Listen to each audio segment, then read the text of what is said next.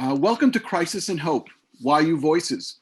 Crisis and Hope is a project of the Center for Israel Studies, the Rabbi Arthur Schneier Program for International Affairs, the Bernard Revel Graduate School of Jewish Studies, and Judaic Studies at YU Madei HaYahadut.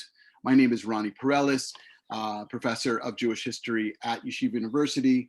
Today we welcome you to a virtual tour of the historic Justo Synagogue in the heart of Mexico City, with the visionary behind its marvelous renovation and reinvention as a vibrant cultural and religious hub, Mónica Unikel-Fasja.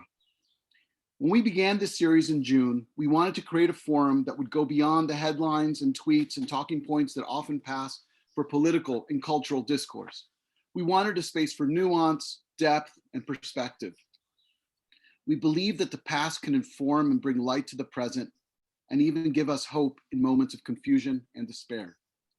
And the story of this synagogue is one of those points of light and hope and beauty that is worth exploring more carefully. Today's event is part of a mini-series of talks dedicated to the complex story of Jewish life in the Americas. And for that reason, I've invited Mónica to my class, Promised Lands, the Jewish Presence in Latin America at Stern College. And it is really my pleasure to welcome Mónica here. I had the great pleasure of meeting her first on a tour of the Centro Histórico, the historic district of Mexico City, a couple years ago, on what was my first research trip to Mexico City. And Mexico City is a city I love deeply, and I'm cannot wait to go back. And seeing it through Mónica's eyes was really an eye-opener to see all these historic spaces and the depths of them, the layers of history that's involved. So that's one of the reasons why I knew this would be a wonderful, wonderful event.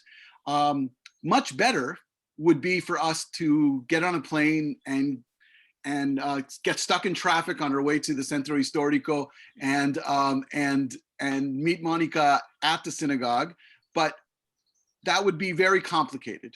So it's really nice to see that we can do with Zoom rather a miraculous thing, and all connect and learn something about the world beyond our borders and beyond our Dalet Amot. So without further ado, bienvenida Mónica, welcome Mónica, thank you for being here. And please want to ask everybody, if you have a question, send it into the chat. I will be reviewing the chat, and if it's something that's really a point of clarification, I'll bring it up, but otherwise it's going to be dealt with at the end. But please send questions into the chat.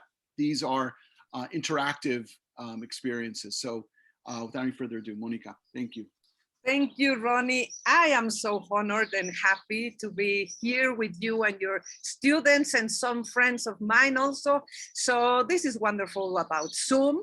And I really hope that maybe one day we will meet at the synagogue.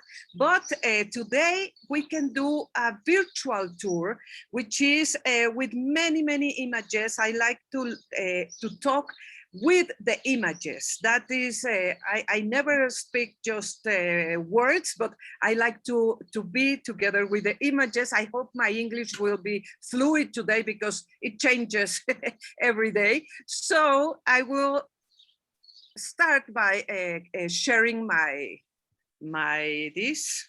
And somebody told me that I should put the function of I don't know how to do this, of the sound, because there will be, maybe hearing more. Just a second. No, I don't know. That the sound would be okay, but it's okay.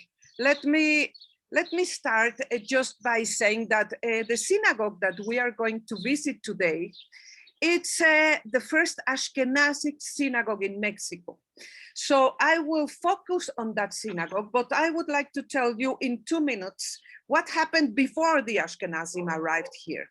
So before, many years, centuries ago, there were crypto Jews or converso Jews that arrived in Mexico in the 16th century when Mexico was discovered by the Spanish.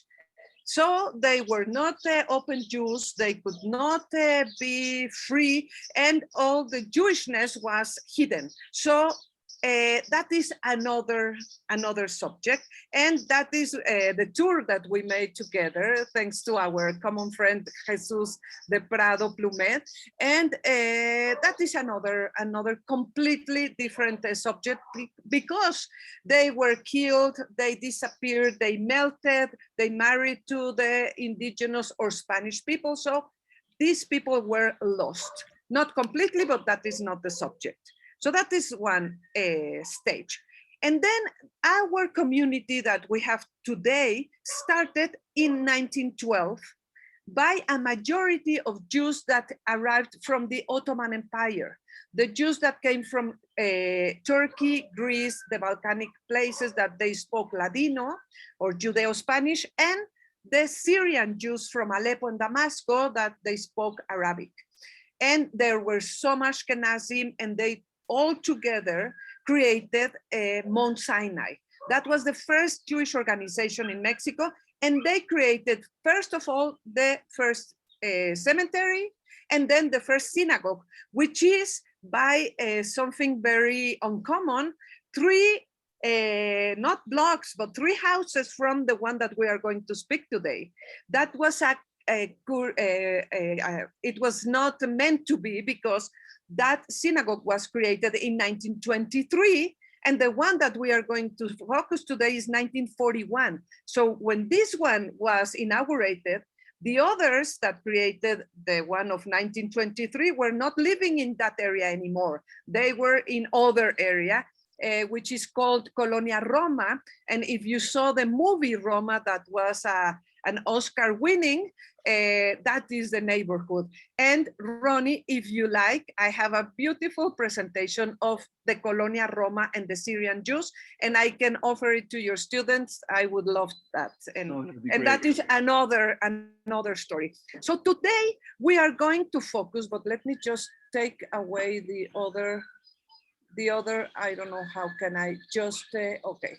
So today we are going to speak about the Jews that were living in Lithuania, in Poland, Russia, Ukraine, and all these places in Europe where most of them spoke Yiddish, and they had to leave these places because of the pogroms or the Russian Revolution. For example, my family, and I can show you these pictures belong to my family. This is the Ukrainian family. They were rich, they had a good economic and social life. So when the Bolsheviks arrived where they lived, they took away everything from them and they had to leave. So this is one example of why the Ashkenazim had to leave Russia, Ukraine, and those areas. And this is my mother's family. They lived, look at this picture, it's like a Chagall. It's something amazing. It's wood, and they don't even have a soil, how you call this. And they were very religious, not like the Ukrainian ones that they were Askala people. They were not religious at all, but these people were religious from Lithuania. They were very, very poor, and they had to leave because of the anti-Semitic movements that took place in all these towns and cities. So all of them wanted to get to the United States, where you are, but they couldn't because of the quotas that started in 1921. And some of them, they arrived to Mexico because they had family here and other things. So you can see here an announcement of the Yiddish newspaper Der Weg, 1931. They are offering tickets to go to Mexico. Mr. Gletzel is having this business to offer these tickets. And we have these beautiful pictures. I don't know who took them because nobody had a camera. In the Mexique is one of the ships that brought immigrants to Mexico. You can see here in Yiddish, it says Emigranten. This was written on the opposite side of this picture. It was a post card. So in the 1920s, some 10, 15 years after the Sephardic people arrived to Mexico in the 1900s, the Ashkenazim, they arrived in 1920, 1924, 1926, 28, and they arrived to the port of Veracruz. I love this picture of my friend Rachel Friedman. This is the train to a new life.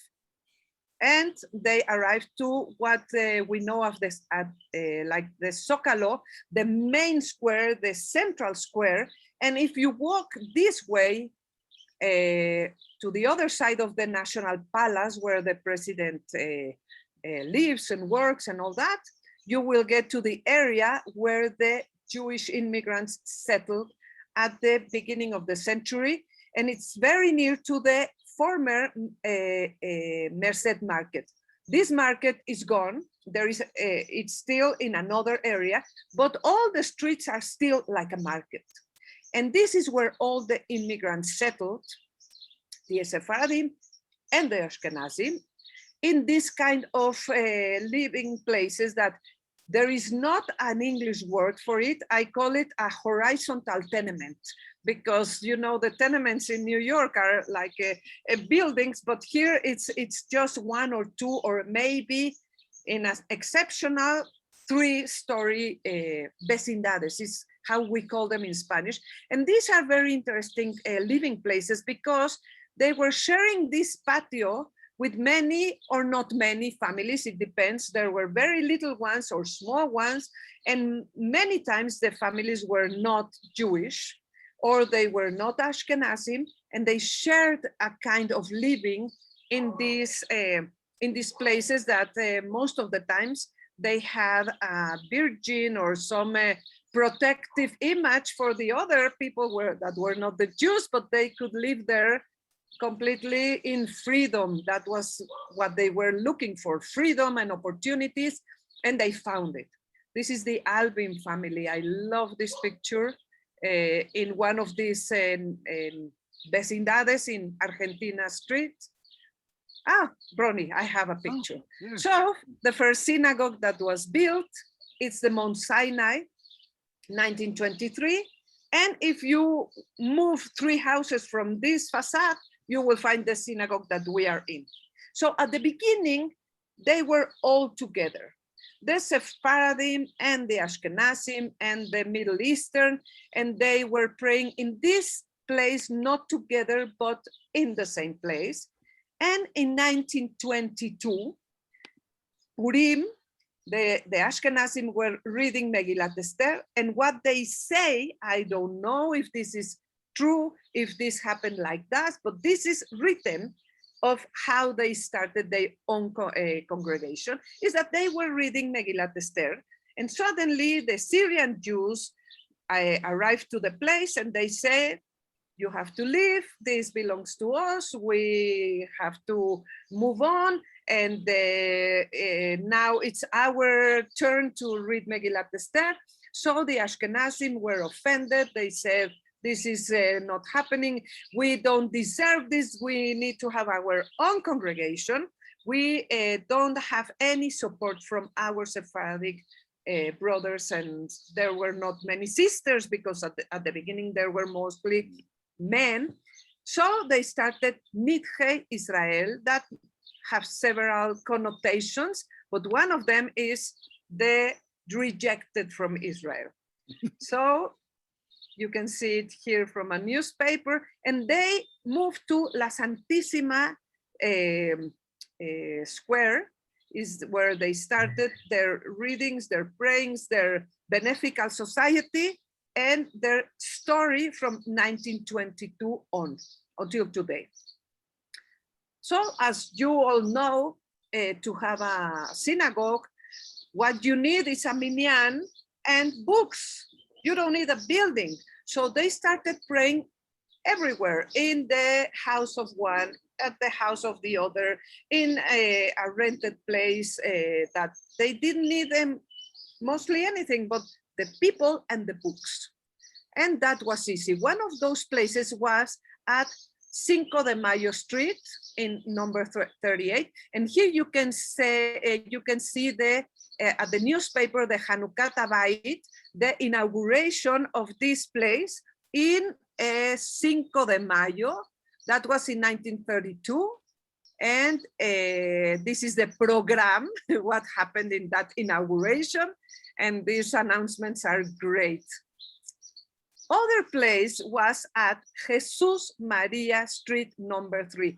And I don't know if you do the same thing as we do, but we name our synagogues in a very significant way, but we know them as the name of the streets they are.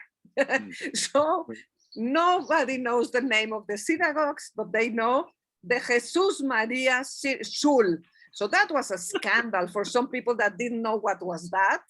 And that became a lot of jokes, not jokes, but funny things about the Jesus Mary Synagogue.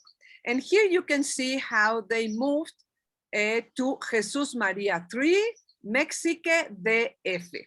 And this is Nietzsche, Israel. And why this picture is because I don't have a picture of when the people were praying in this place. Most of the time it was Shabbat, but it was also the Yavne school at the same place. So this is a picture of Yavne school when it was inaugurated in that place in 1942.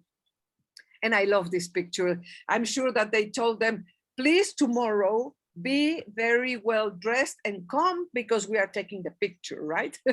So these are all the origins of what are we going to talk about today. So now we have the inauguration of Nietzsche, Israel, the synagogue in 1941. This is not the inauguration. This is the day it happened, the celebration of the first stone. I don't know if you call it like that. Is when they were starting to construct it. But this cornerstone. is Cornerstone. Okay. And this is the Hanukkah, the Keilat Nietzsche Israel. And this is the inauguration of Hanukkah Tabait von der Erster Schule, the first shul, and it was a very emotional day. And I got a picture of the key, and I have a story when they were all outside in the street. There were no cars passing through in that street in those years. And all the people, all the community was waiting outside with the doors closed. And they, how you say, subastaron. They gave the key. Auction. They auctioned the key for the one who would give more. And that man would open the door with this key, which is a normal key, but with a beautiful inscription. So they inaugurated this in 1941. And here you can see, this is our synagogue, but 3 houses away is the other one, if you remember the other picture I showed you. And in front of both, there is a beautiful park of the 18th century, Loreto Park. And it has the name Loreto because of the church. There are 2 churches and 2 synagogues around the park. That's interesting. So this is from the inside. So the outside, let me tell you something. These are the 2 stones of the colonial buildings in Mexico City. The red stone is called Tezontle, and the gray stone is called Cantera. So if you see not pictures, because there were no pictures in the 18th century, but there are paintings, you will see a bicolor city. And it's interesting that a synagogue inspired in Lithuania has a facade that could easily be confused with any colonial building. But this is not colonial, this is neo-colonial, that was born after the Mexican Revolution to motivate the architects to do something that made Mexico to look more nationalistic. So the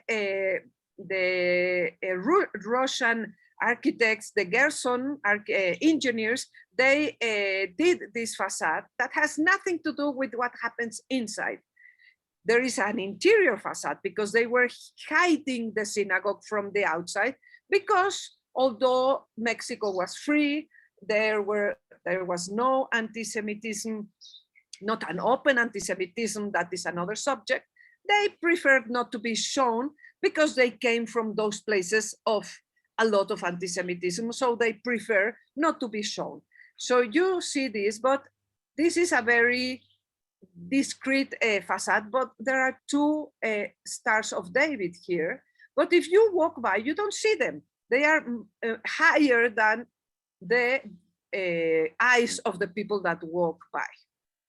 So at the inside, you have a little piece of Lithuania there, because Mr. Kessel, who was the main donator of the Aron HaKodesh, not the main, he was the donator. He came from Shavli or Siauliai in Lithuania. And he said, I will donate it, but you copy the synagogue I come from. And here we have a picture of Lithuania. Wow. And here we have a picture of Mexico. In Lithuania, they needed to have windows all the way from here because it was a dark place and they were surrounded by a square. There was a market and other places. In the Mexican version, if you go here, you don't need windows because behind that wall, there is another wall and we have a lot of light there. But and I regret I didn't take a picture from closer because these menorot are very Mexican style. And I will take pictures from very near so you can see how this art is very, very Mexican. And that I find it fascinating. Okay, but what's interesting is that this synagogue in Lithuania is gone. The Nazis started a destruction and the Russians ended it. So they don't have the synagogue anymore, but we do. And we have a picture of the first invitation of the first wedding, and it was for the Kramerman and Vestel, and they were neighbors, as you can see. This is the place where they used to live. The novia is the Calle, Soledad number 2, 1, and the Hassan, it was Soledad number 2, 2. So they were neighbors. I don't know if they made, they fell in love because they were neighbors, and so that's how they met, or it was the opposite, but this was the first wedding. And this became the community center. It was not only a praying hall, it was the community center where many, many activities took place. For example, the directive chair of, not chair, but this was the place where all the directors of the community, they gathered to solve the problems of the community. So here you see the Rabbi Rafalin and many other people that were giving a lot of their times to solve problems for all the community. We don't have time to talk about all of them, but Monica, here, just one question. Monica, we have a question in the chat that just is about this. For a second, the rabbi, he was from where? He was he? Okay, he was Polish, but he was living and working as a rabbi in Cuba, and the Nietzsche Israel community brought him to Mexico. I think it was, I don't know exactly the year, but he was an official rabbi for this community. Before him, it was Rabbi Goldberg, but he was praying before this community existed. So he arrived in the beginning of the 40s. And here we can see him again. And this was the Moel clip. That was his family name, but it was very accurate for his profession.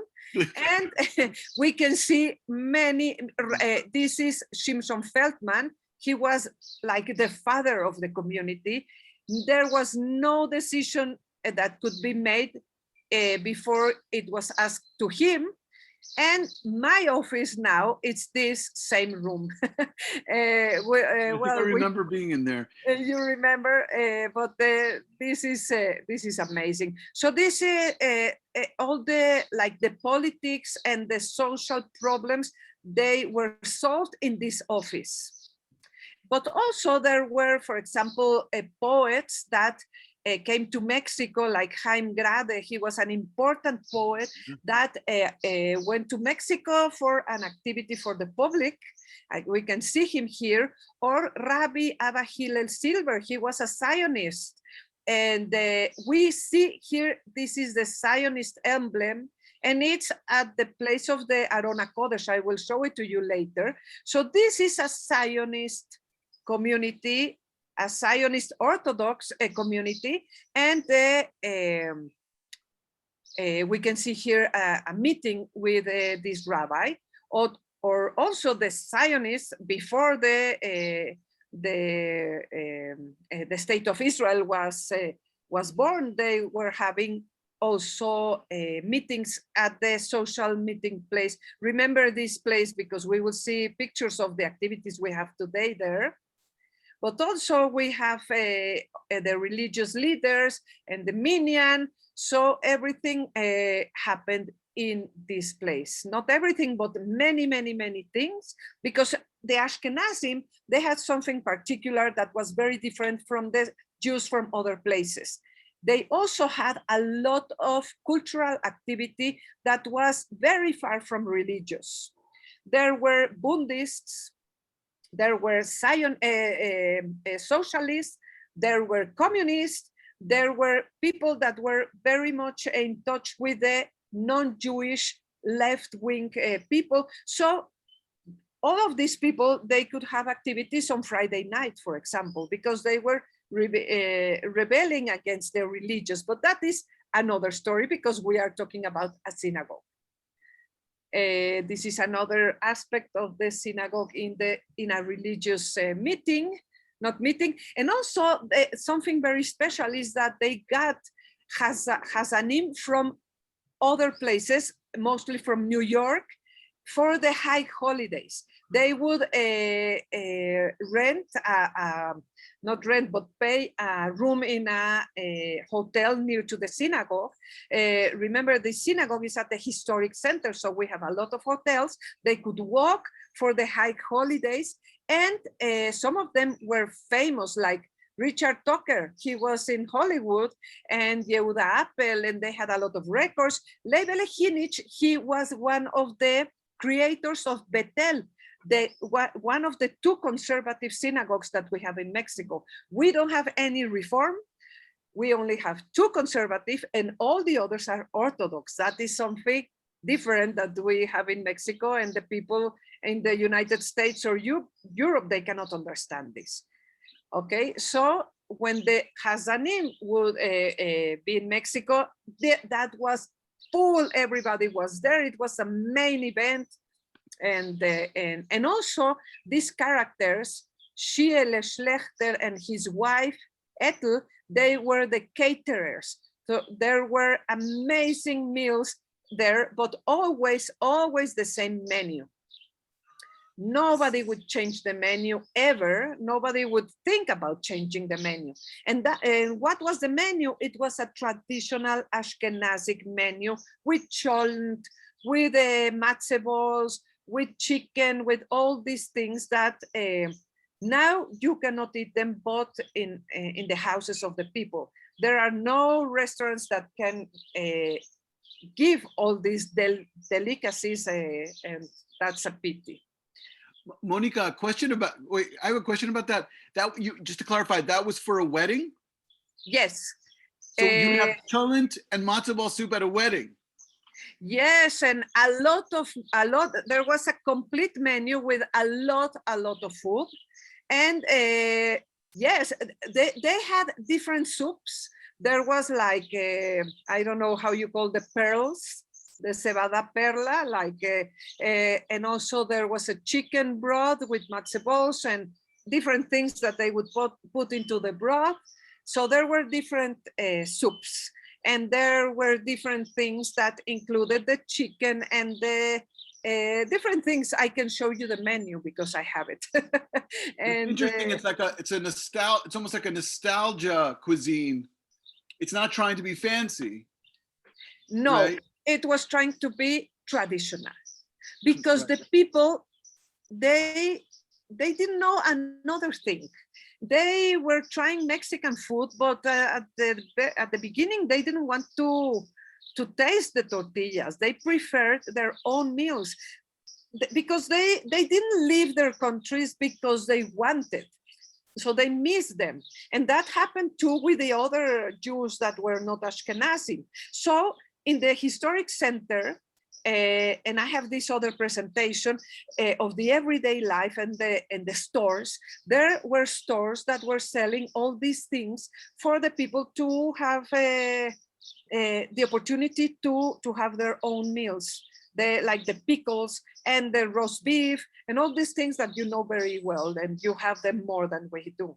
So I think that was the reason.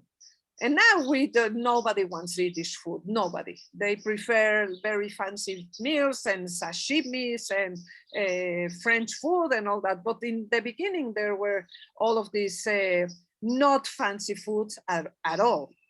And very, very fatty. Now you look for the light foods, the light meals and all that. Now, that was not in their heads in those years. And what we know, there is a psychiatric hospital there was in the south of the city, and there was a very, very poor man whose wife was in the psychiatric place, and he used to take all the leftovers of the weddings and take them to that place for his wife and all the other people to eat. And that is interesting and funny that they were eating matzebol and gefilte fish. So maybe that didn't help for their recovery, I think. But if it's a psychiatric hospital, maybe it did. That's right. It's a comfort for your soul. This is another view, and there were a lot of weddings. So you can see that the newspapers used to announce and mazel tov and congratulate the bride and groom and all of that. This is another wedding. And Monica, yes. Can you, just because there were a lot of questions about language, and yes. It's something that I was curious about, because you have people from Lithuania, Poland, Russia, Ukraine, and they're all considered Ashkenaz, but we know how different those groups are. Yiddish is a common language, but the Yiddish of a Litvak is not going to be the same as a Galicianer. What can you tell us about the languages? And also, what happened in the tefillah? Was the tefillah some sort of, was purely Hebrew? Was there Yiddish involved? Was there Spanish? What can you tell us about that, the question of languages? Okay, well, the languages is that the Ashkenazim that came to Mexico, most of them, they were speaking in Yiddish, and they spoke in Yiddish at home, and they tried to learn Spanish so they could manage in the business or somewhere else. But at home, they were speaking Yiddish. Some people, like my grandparents from Russia, that they did not speak Yiddish because they were liberated Jews, modern Jews, no religious Jews, they learned Yiddish in Mexico. There were places or people that gave lessons, but they spoke Russian. Some people spoke Polish, but most of the Polish people, they wanted to let go Polish because of the anti-Semitism. They didn't want to know about that. And also, we know that the Arab Jews, they spoke Arabic, but for their kids, some people have told me that they didn't taught them Arabic because that's the language they use. So the children didn't understand what they didn't want them to understand. And that was lost within the generations. But they also had to learn Spanish. If you see the documents they wrote in their meetings, they are in a perfect Spanish. So there were people that arrived before, they learned Spanish, and those were the secretaries. So the Sephardic Jews, they felt very, very privileged because Ladino or Judeo-Spanish was very common to Spanish. And that was a Jewish language. So there is a story that it makes me laugh, but that is beautiful, of people that arrived to Veracruz. And they saw that everybody, they heard that everybody was speaking Spanish, and they said, where did we come? Everybody's Jewish here. And that was Spanish. So they had that privilege, but they also had to learn Spanish. So the tefillah, that was the second language, right? The second question. Yeah, yeah. That was in Hebrew. Because as I told you, all the synagogues before Bethel, that was born in 1960, they were Orthodox. Although the people individually or familiar, they were not Orthodox. The institutions in Mexico are all Orthodox but two. So all the tefillot are in Hebrew. Maybe the Baal Tefillah or the organizers, they gave some instructions in Yiddish at the beginning or in Arabic at the beginning, but the books they used, they were all like the books that you know in Hebrew. Right. Okay, and then Bet Israel was born in 1957 by Jews that came from the United States for different reasons, and they use an English Hebrew book, and in Bethel they use Spanish also, but the book of the most of the people are in Hebrew. Right. Okay. Just one other thing, you know, one thing that many people who know people from South America, Jews from South America, will tell you is that Yiddish was very important in a lot of the schools. Was that true? I mean, I know that's true in Mexico. Was that across the board? Did the communities have their own schools? Can you explain that a little bit? That is a very sad story, I would say, because the first Yiddish school that was born in Mexico in 1924, it was really, really early, and it's still today, it's called the Yiddish Schule, and it was a Yiddishist school, no religious. They integrated Hebrew later, but now they don't have Yiddish teachers. They don't have Yiddish anymore. It's optional. And most of the people, they don't opt for Yiddish. They prefer English. Sure. The kids and the families. There was another, the Yavne school had Yiddish, and the new Yiddish school, because it was born after some conflicts. So we have 3 Yiddish schools, and none of them, they have Yiddish today. So Yiddish in Mexico is about to go away, because if the kids don't speak it, and they don't get all the culture around, because Yiddish is not just to speak Yiddish, it's theater, it's poetry, it's all the sayings and everything. So it's really in danger. That it's really sad. But that is part of the history. The people are not interested in Yiddish anymore, but in other kind of works like academic or cultural. I think in the pandemic times, we have had a lot of activities that are with a Yiddish and Ladino interest, but that is not everyday life. So that's a pity. Right, right. Okay, so can I go on? Yeah, please. Sorry, yes. No, you let me. No, it's perfect. Yeah. It's great. It's great. I love the questions. And also the bar mitzvah. You can see here Orquesta Ifker. The main Jewish musician was Mr. Ifker. And here we can see Rabbi Avigdor with a bar mitzvah. Rabbi Avigdor was a very important intellectual. He did several books, and he was a Shoah survivor. He came after the Shoah. So that was a place full of activities, of identity, of Yiddish. It was like a palace for Yiddish. But then the Jews started to have a better economic situation, And little by little, they moved to Condesa and Hipódromo neighborhoods, and they left the historic center. So in those neighborhoods, they made a new life with new synagogues, like Nietzsche Israel is this continuation in Condesa. That sad story, this is gone.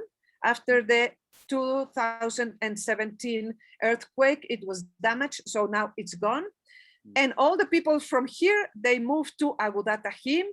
And here I want to give my best, I don't know how to say it, my hello with a lot of love to Julia Levin. I know you are here and I'm happy you are here listening. And Julia and Julio, Zichrono Lebraja, they were like the most active people at this Agudat Ahim in Condesa, that now it has changed a bit because the people from Nietzsche Israel moved to here. So that's another story.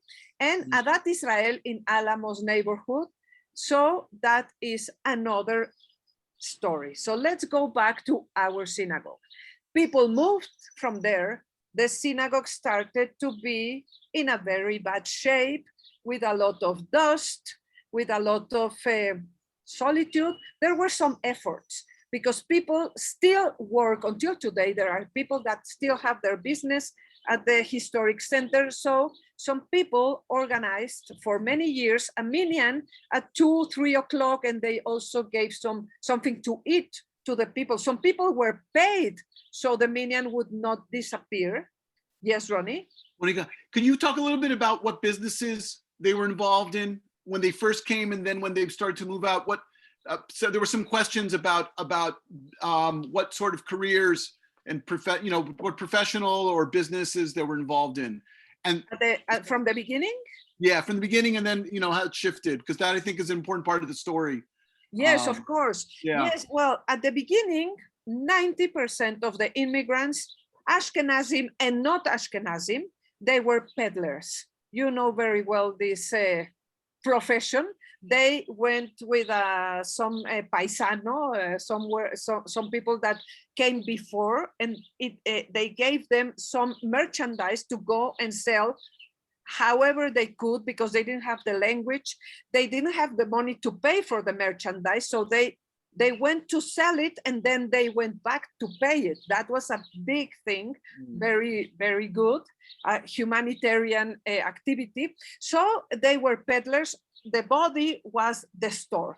They had everything on the body, and they went to the streets selling tchotchkes, shmates, or whatever they could.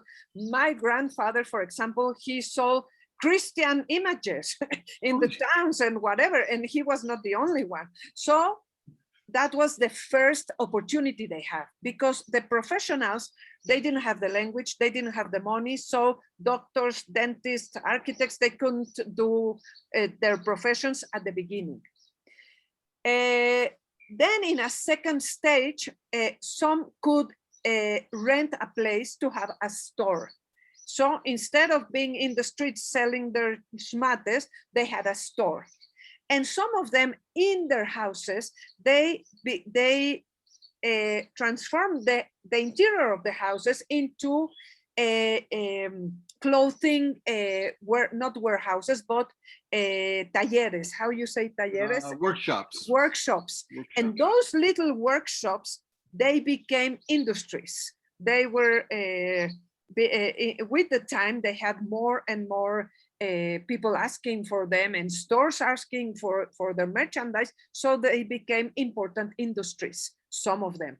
And in a second stage, the children, the ones that had more time in Mexico, or were the children and they grew up, they could get into the universities. But that was exceptional, and that took a lot of time. So most of them, they were commercial, in the commercial areas. And I'm sure that if they had psychologists in those times, they would be full of people crying in depressions because they didn't want to go into business, but that's the only thing they could do. I think that was the question, right? Yeah. And some of them, they had stores of the traditional goods. Some of them, they had stores of groceries, or they were teachers for little groups, or not so little groups, but some of them, they had milk, like rancherias, but they were exceptions. 90% they were in the peddler area. Mm-hmm. And Monica, we in our class before Pesach, we read a wonderful short story from Yiddish, translated into English by Pinchas Brenner, called Jesus, about a down on his luck Talmid Chacham from Lithuania, who's in Cuba, who is reduced to selling images, of Christian gods and saints in the countryside, and he does very well because everyone thinks he's Jesus because of his beard and his, and it's a sad, very funny story. So I always thought it was kind of a bit of fantasy, but you're telling me, and I'm hearing more stories. One of my students also mentioned that it was in her family too, of selling the little saints and the idols and stuff. That was something they would do. Yes, and also not like objects, but like photos, like images. Mm-hmm. And that was very easy to carry. Right. And that was also something they discovered, that it was interesting for people to buy. So that's funny. Business is business, okay? So this is interesting because the Herrera family, they were Jews that were converted in the 20th century, and they adopted the place when it was not restored, when it was abandoned. So they organized a minyan in those facilities in the weekdays, because in the weekends nobody lives in this area, and that was nothing. So these efforts to give some life to the place, there was a Yiddish library. It's not this is in Lithuania, but it looked like this. And it was organized by this woman, Natalia Gurbi-Chocon, with the people of the Yiddish committee in Mexico, but they had one person that went to look for a book, because all the area was so complicated to get into there. It was completely difficult. So it was closed. Also, there was a woman that was doing in the place of the synagogue downstairs this wine that is a delicious wine for the holidays, and there was a man doing za'atar, but the reality is the place was abandoned. Nobody was living in this area anymore, and there was a meeting with some directors of the synagogue, of the community, of the Ashkenazi community, to decide what to do if restoration was possible. And they say, what for? The people won't go there anymore. We don't have money. So what's the point? We have a lot of problems. We have a lot of people asking for money for other things. So they invited me to a meeting because I was I had my own key of this place, because I have been doing tours to the neighborhood around it for 25 years. So they asked me, what do you think? Should we restore, or what for? And I say, okay, if people don't live there anymore, let's restore it, because that's our responsibility. And then let's open it as a cultural center for everybody. Jews, not Jews, Mexicans, and not Mexicans. A lot of people like me, and like many of you, when we travel, we look for the Jewish cultural places, and there's none in Mexico. So let's do something like that. And they found money with people, donators. We don't have that culture like you do in the States of big donations and all of that. And they gathered the money. Mr. Weiss, he got the money, and they started a huge restoration. Oh, wow. I'm sure that you know the Eldridge Street Synagogue, and I call it my bigger sister of this one because it was inspired in Lithuania. It was the first Ashkenazi synagogue in New York City. It was abandoned, it was restored, and now it's open as a cultural center. But I think the amount of that, it was $21 million. In this case, it was less than $500,000, but it's the same. It's the same story. In the Eldridge Street, you have imitation of marble, just like this. This is not marble. So these are images of the synagogue before and in the process of the restoration.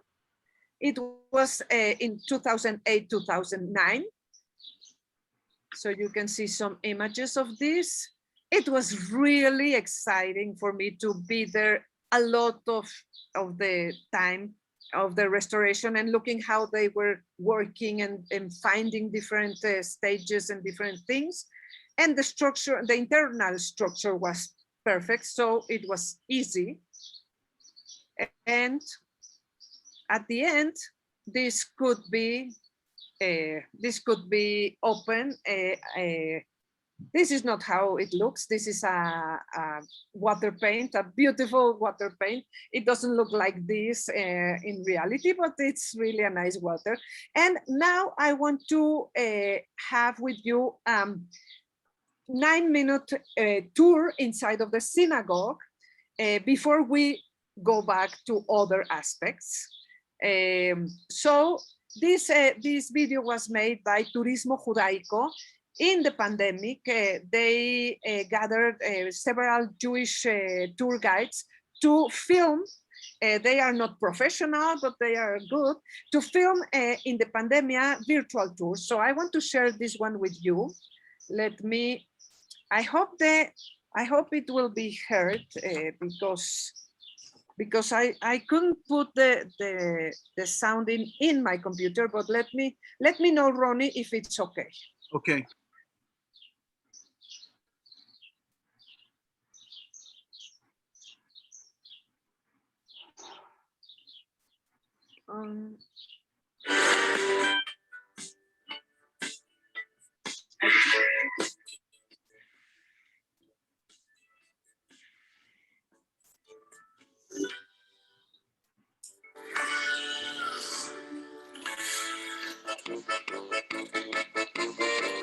Hola, soy Mónica Unikel y me encuentro en la sinagoga histórica Justo Sierra 71, cuyo nombre real, original, es la sinagoga Nietzsche Israel, y es la primera sinagoga fundada por la comunidad Ashkenazí de México.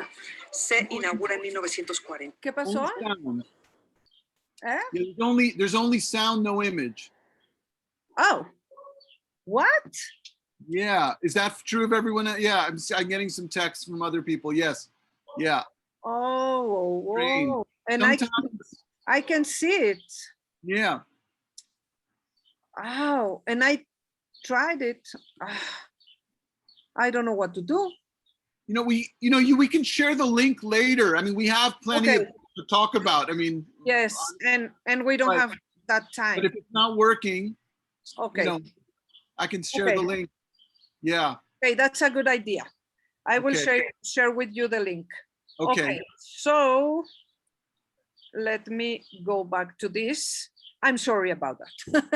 So, okay, so this is here the Arona Kodesh. That now we don't have any Torah scrolls because it was changed into a cultural center. And you can see the bima with the beautiful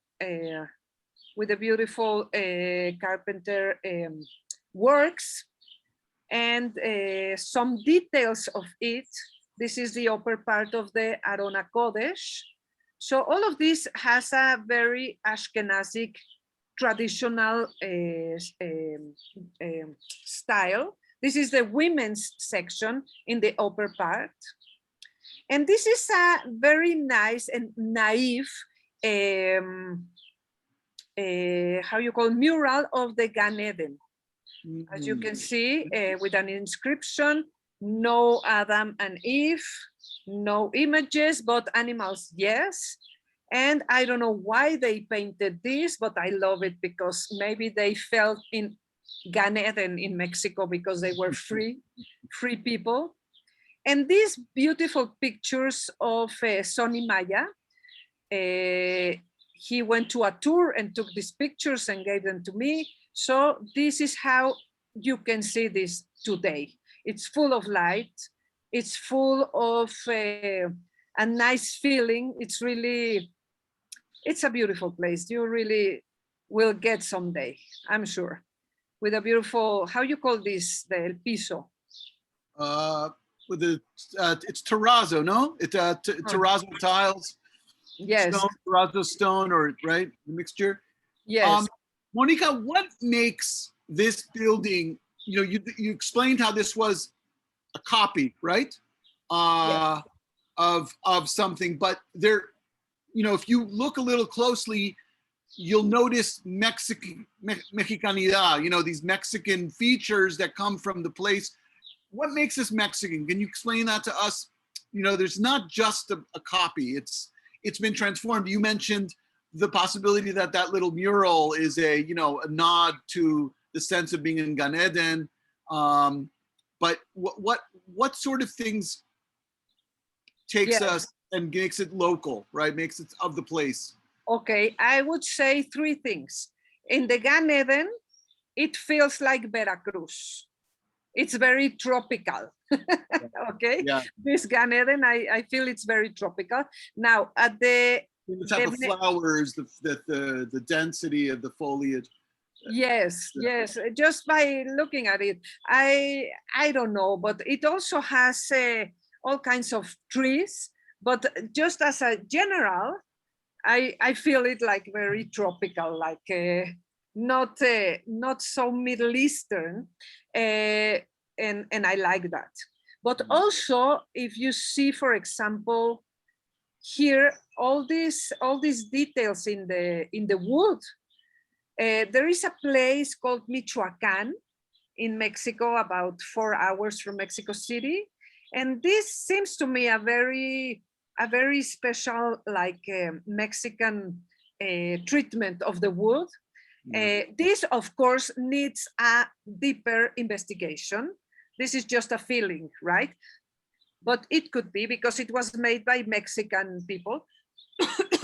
And what I told you, the most significant is the detail at the Arona Kodesh that I think I don't have a closer view of the menorot, but the menorot have something that looks like corn. Here I can also send you when you send it. I have a picture. I have a picture of that too. I don't know if I can find it, but yes. All the style of the menorot, I'm sure they were made by a Mexican artisan, but I don't have the name. I don't have any information. They didn't leave anything written. So I don't know, but it was made by someone that could also be working in churches. And that was common. So everywhere. So that's interesting, but I will send you those pictures, and you also have. Do we have more questions? I have, you know what? I actually can share this image that maybe could be helpful. I took when I was there. Okay. Hold on a second. While you find it, I leave you with this beautiful picture. Yes. And we'll have time for questions.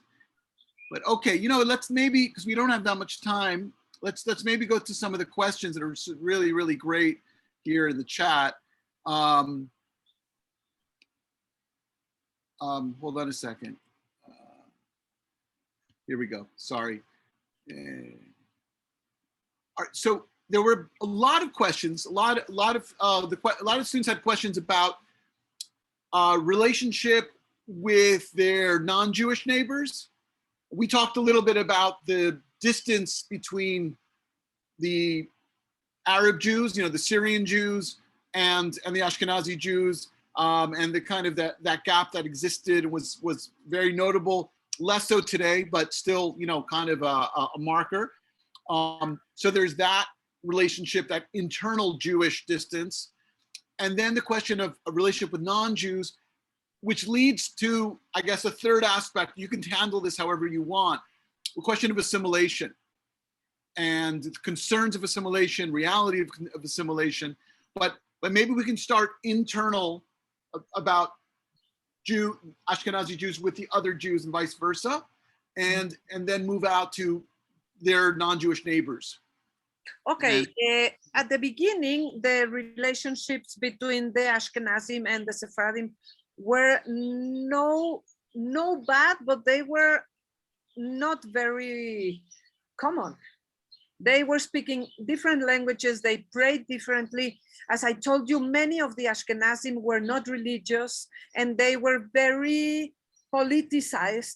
And the Middle Eastern Jews, they were mostly traditional and religious. So they didn't accept each other. They saw one to the other as less Jewish.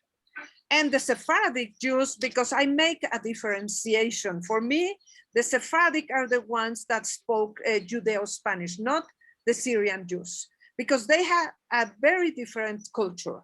So, and a lot of the Sephardic, they accepted not Jews in marriages. So for the Syrian Jews, that was not accepted. So in the beginning, they didn't have a lot of relationship. They didn't gather together at all. If you ask me that question today we have so many mixtures. For example, myself, I am Ashkenazi. I married a Syrian Jew. Our kids, one is married to an Aleppo, the other one of the Damascus community, and we are all mixed. But the communities, the institutions are still separated. And I mean separated: synagogues, yeshivot, cemeteries, rechitza, schools, everything. Every community has a lot of their own, but we are still separated. But now with the coronavirus, a lot of the Zoom activities are held by all together. They are all together, and that is helping a lot. So, and we have the sports center and the central committee that they represent all the Jews within the communities and outside with the government. So that is changing a lot. Now, with the not Jews in those days, they didn't have a lot of conversation. They had like a business relationship, but not much. What we know is that at the horizontal tenements, a lot of the neighbors, they used to celebrate Christmas, for example. And what the people I have talked to is that they participated because it was a party. They were not believing in Jesus, but they were in the piñata and they were chanting and they were with their neighbors because they were friends. But in religious things, they will not participate. It was more a social thing, and they didn't have any problem. What people have told me is that they had very good relations with their neighbors, and they had much more interactuation with the neighbors because they lived with them, they walked with them. But now, most of the Jews, they live in more like individual lives within their homes, and you don't interact with the neighbors, Jews or not Jews. That has changed also. We have You're saying because the physical situation changed. You went from literally living on top of each other, sharing a patio, sharing probably maybe a well for water, and then you move into a suburban life where there's literally a fence, right, separating you from your neighbor, messes probably, or a wall, right? Yes, but at the same time, we are much more integrated into the majority society. But something that will shock all you people is that we know that 90% of the Jewish kids attend Jewish schools. We have more than 15 day schools. We have Montessori, we have English, we have religious, we have traditionalistic, we have Zionist schools, and 90% of our kids, they attend these schools. So we have a very traditionalistic community, and that leads us to the other question. But before that, a lot of the kids go to universities where most of the other students are not Jewish.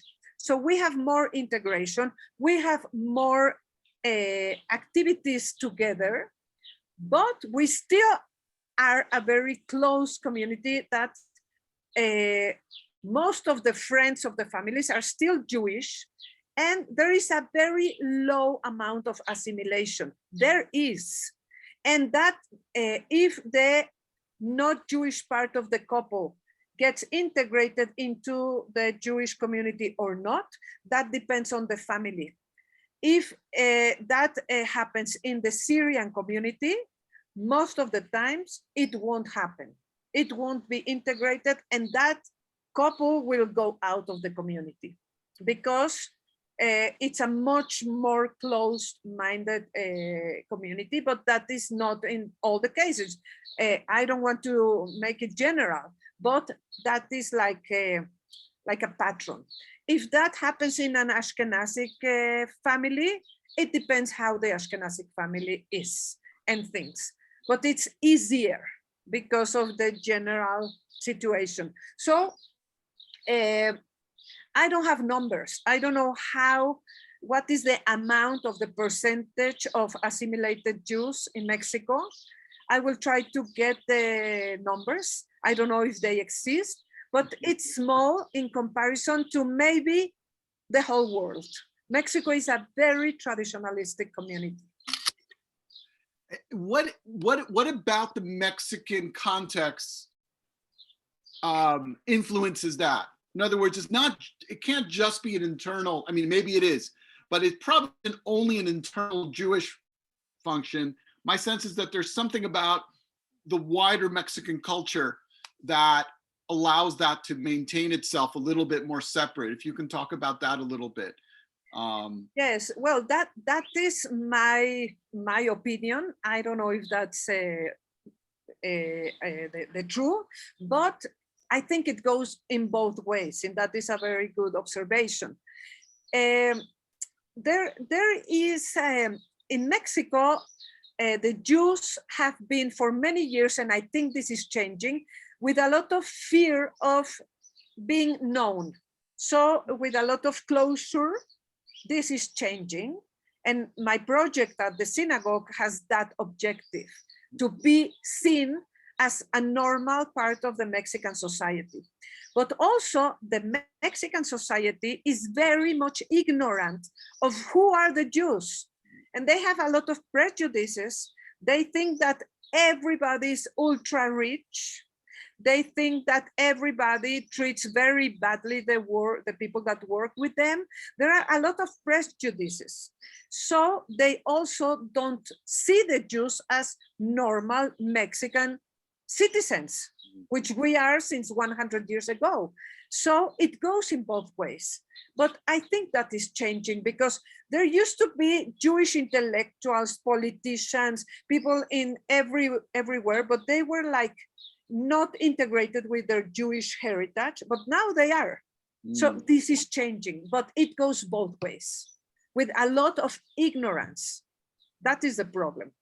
And maybe while we get more questions, because I know we're out of time, I would like to tell you what are the next pictures, and I will show them without talking. And we are talking about the questions, is that right? So I want to show you, since we opened the doors of this place as a cultural Jewish center, because that is the objective, to show the Jewish history and culture to everybody, I will leave you pictures of some of the many activities that we've had since 11 years ago that we opened. So you can see pictures, although it's not the story behind, but that is better than nothing, okay?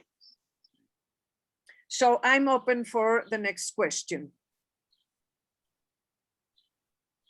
The mayor currently is of Mexico City is Jewish, no? Yes, the mayor is Claudia Sheinbaum Pardo. She's Jewish, but she says that she was raised not with a Jewish tradition. She was married to a not Jewish man, and she is not a Jewish defendant. So that is more an accident. But the Jewish community is getting close to her and trying to get some good things about that relationship. But it's not like 100% open. Okay. Right. Yes. Wow. So these are, and who comes to your events now? Is it? Okay. The events that were closed to the public 1 year ago, that's interesting. Most of the people that go are not Jewish, are people that are interested in Jewish everything. They would love to have more religious activities, but that is not my mission. My objective with this is to show the diversity of the Jewish thinking and the Jewish, not only religion, but culture. So in the pictures, you will see a lot of these activities. But for example, we have Kabbalah lessons every Sunday now in Zoom.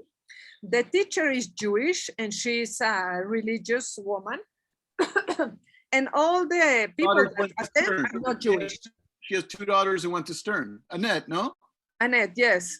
Yes. Uh-huh. And the people that attend are not Jewish. And we used to have a live in the place 2 years ago, 60 people every Sunday paying, because that was a pain. We have a lot of free activities that is very, very cheap, but now we have like 40 or 35 on the Zoom, and they are not Jewish. But as you can see, we have also the Jewish schools that go to learn about the roots of the Jewish history in Mexico, or the night of the museums.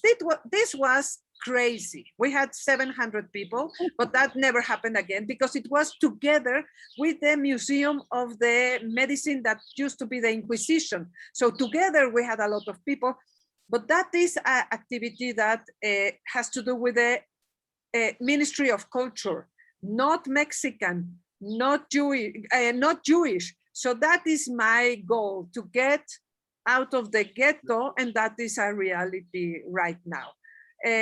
So I don't know if there are more questions, but if not, I can tell you about the pictures and the activities. You tell me what to do. Sure. So I'm just going to say, I know that some people in my class have classes to go to. So I totally understand, and I'm happy you were here, and we will talk about this on Thursday. I'll send out an assignment for Thursday, some reading.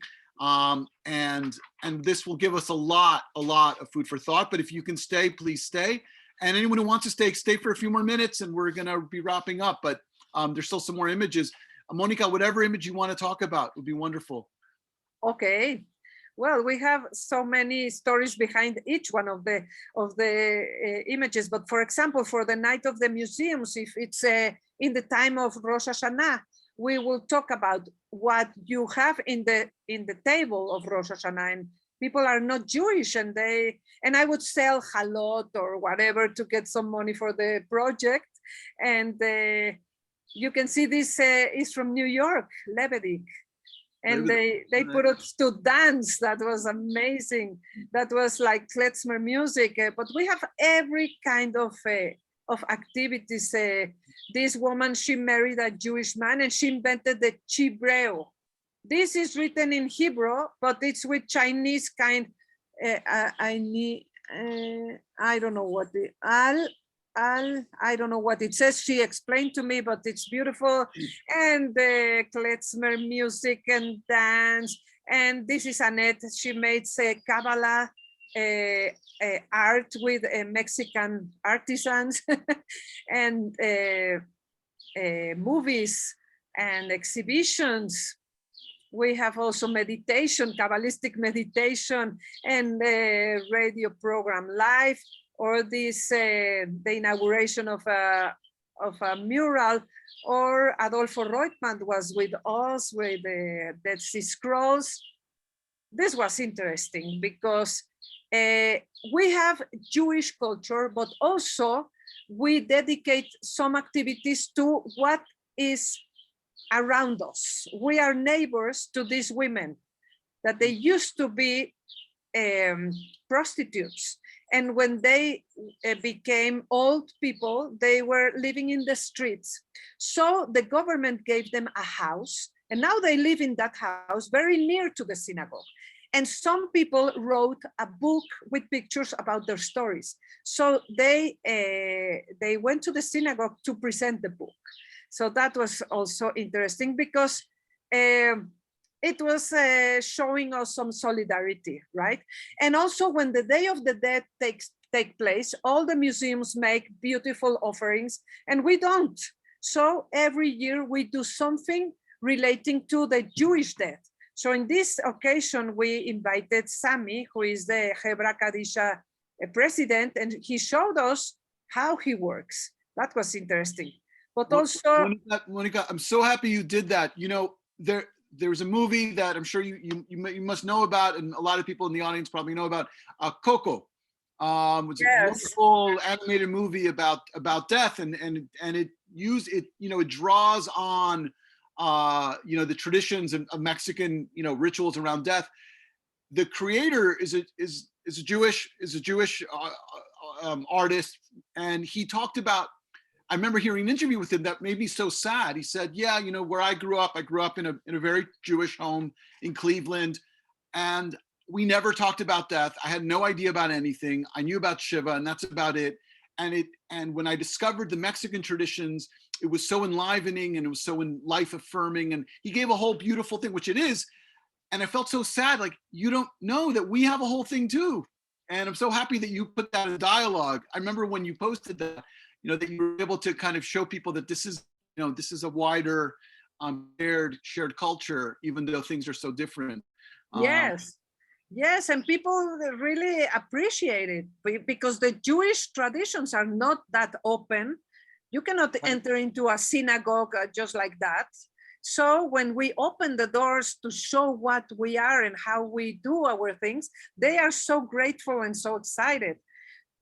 So we also offer special tools. No, this is the Syrian one next door, no? Yes, this is the Syrian, because we also organize tours to other synagogues and to the Inquisition place and to the Jewish cemeteries, and also to the Jewish neighborhood to talk about everyday life of the immigrants, and also to the Roma neighborhood, as I told you. And Tisha B'Av, for example, some of the people were fasting, and we did a tour at the Inquisition place with some actors. It was great. And the night of the museums with the people that have disabilities.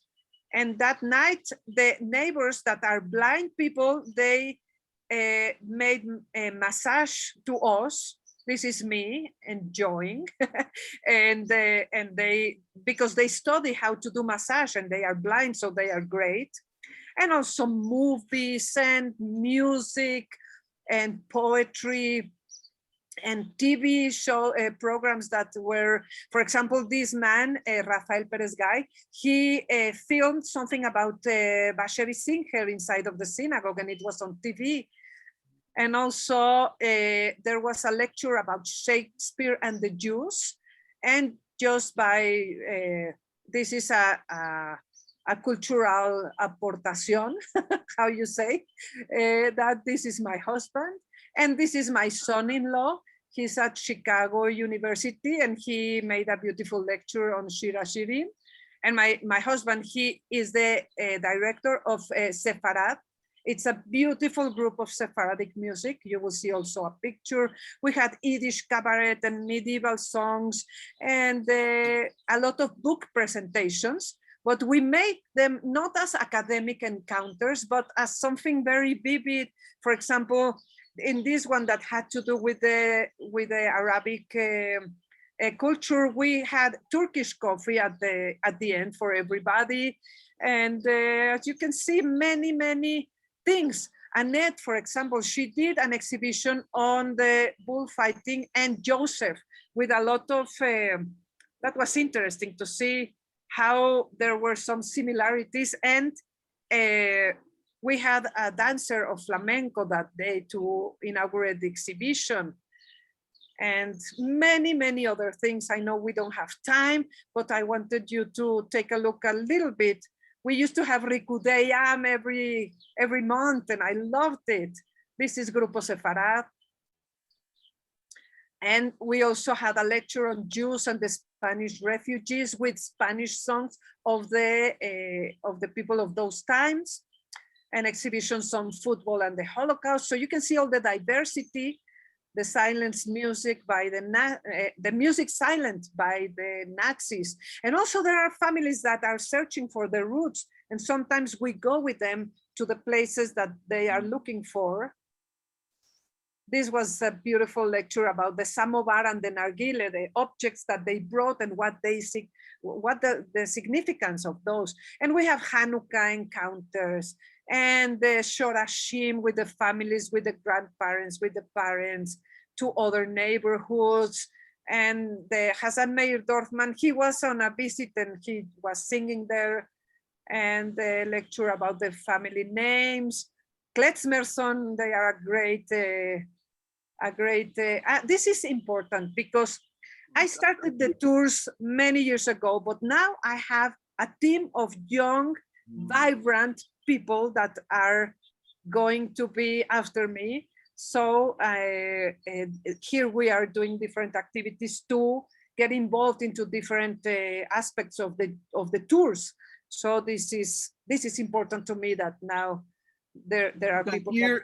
If you go, can you go back to the previous slide for a second? This is one of, for the people who haven't been or who've been, this is such a typical store in the historic center, right? These kind of, you would see this in the garment district in New York, which is little by little getting destroyed because of high rents. But in, these sorts of clothes, of material, people who are selling cloth and different things for tailors and for dressmakers and whatnot. Yes. So many people have these businesses there, right? I mean, these are still their businesses. But the business are run by young people. And what's interesting in this picture is that somebody who came to this tour, he told me that his father is still going there. He's more than 90 years old. And he's using oxygen. He's not working very much anymore, but he's there. So we went to interview him to know about his life. And this is the team of the young people. Here we are working and having a workshop. Here we are at the Inquisition Palace with the people from there. And here we are at the Roma. Now the synagogue is the archives of the community. And this is also an open space and it's beautiful. Now they have all the archives and you can go there to make some research. So this is a Purim play and also Moshe House, young people visiting, the Jewish women in literature, and all of these are women that are very well known in the Mexican society because they write interesting books. This was an exhibition about Levinas and the art. You know Danny Feinstein of the Hebrew University here in Mexico. And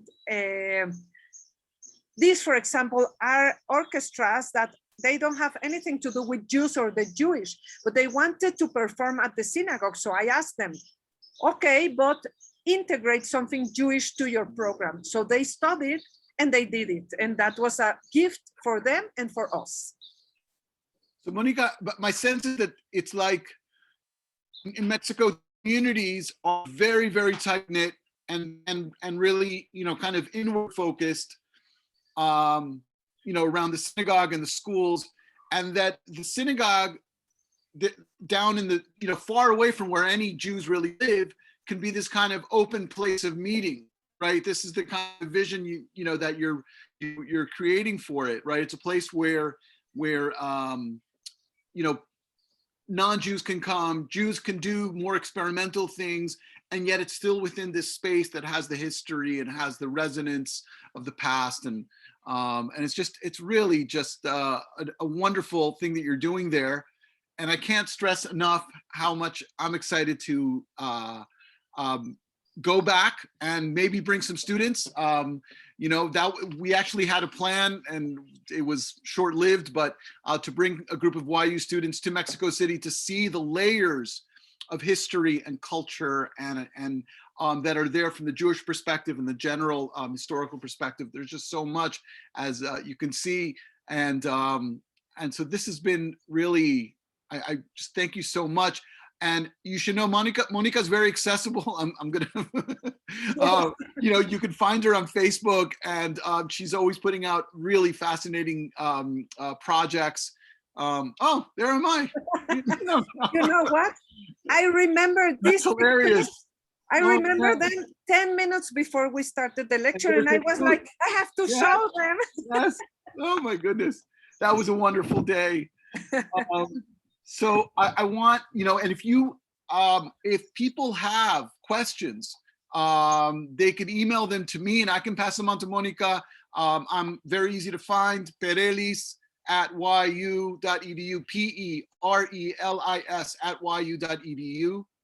perelis@yu.edu. And you can see my email in here. Oh, perfect. Okay, perfect. There's, and I think you all saw that there's just so much more to look into and to discover. And I want to thank Monica for her time and for her depth of knowledge and her excitement, which is, you know, totally contagious. And I want to thank you all for coming and being a part of this. And I want to thank our sponsors, the YU Center for Israel Studies, the Rabbi Arthur Schneier Program for International Affairs, the Bernard Revel Graduate School of Jewish Studies at YU, and Judaic Studies at YU Madei Yahadut. For more information about our ongoing and upcoming events, go to yu.edu Crisis and Hope. You'll see the upcoming events. For our recordings, you'll also find them there. This will be recorded and be up for anyone to access within a few days. And in 2 weeks, I want to invite you all to Tuesday, April 20th at 7 p.m. New York time, for really what's going to be a very different type of discussion, but equally interesting. Hannah Leibowitz, who is an expert on urban studies and has written a lot about race and religion and identity, is going to be joining Professor Jess Olson's seminar on Jews and Blacks in America to discuss cities, suburbs, and race. And that is that's April 20th, Tuesday night at 7, and more information will be out for that soon enough. And I really thank you so much. And one of my many regrets, I have many regrets right now, is that we can't all sit around Monica's garden and drink some coffee together. But that will happen, or in my backyard at some point when we can all travel again and see each other in person. But thank you, mil gracias. No, thank you for asking me to share this with all these people. That I really appreciate you took the time. I'm sorry it went very much later, but I'm glad that we had the opportunity to share this. Yes, and just like you mentioned the Eldridge Synagogue, I think this is part of probably a much larger phenomenon happening around the world, with synagogues in these places that have been kind of forgotten and are coming back, and how they could be used for a much more important purpose, today and rediscovered as a resource. Yes, thank you very much. Thank you. Okay. Bye. Bye-bye.